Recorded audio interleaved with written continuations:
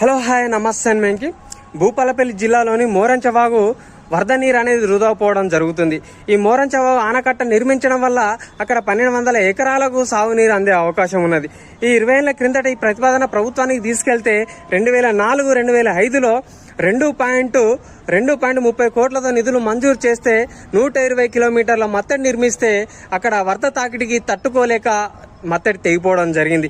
ఇదంతా జరుగుతున్నా కూడా అధికారులు పట్టించుకోవడం చాలా దురదృష్టకరం, చాలా బాధాకరం కూడా. అదేవిధంగా 2017-2018లో ప్రభుత్వం రీడిజైనింగ్ చేసి 2.50 కోట్ల నిధులు మంజూరు చేసిన అదేవిధంగా కట్ట తెగిపోవడం జరిగింది. ఇదంతా జరిగింది చూస్తున్నా కూడా ప్రభుత్వాలు నిమ్మకు నీరెత్తినట్టు వివరించడం చాలా బాధాకరం కూడా. అక్కడ ఉండే 1200 ఎకరాలకు నీరు అందకుండా వృధాగా పోవడం చాలా బాధాకరం, చాలా దురదృష్టకరం కూడా. ఇదంతా ఎమ్మెల్యేలు ఎంపీలు మరి ఏం చేస్తున్నారు? ఇదంతా జరుగుతున్నా కూడా నిమ్మకు నీరెత్తినట్టు వివరించడం చాలా బాధాకరం, చాలా దురదృష్టకరం. ఇప్పటికైనా అక్కడ ఉండే మోరంచ ఆనకట్ట నిర్మించి అక్కడ ఉండే 1200 ఎకరాలకు సాగునీరు అందే విధంగా ఉండాలని తెలియజేసుకుంటూ మీ వెంకి థ్యాంక్ యూ. నా ఛానల్ లైక్ చేయండి, షేర్ చేయండి, సబ్స్క్రైబ్ కొట్టండి.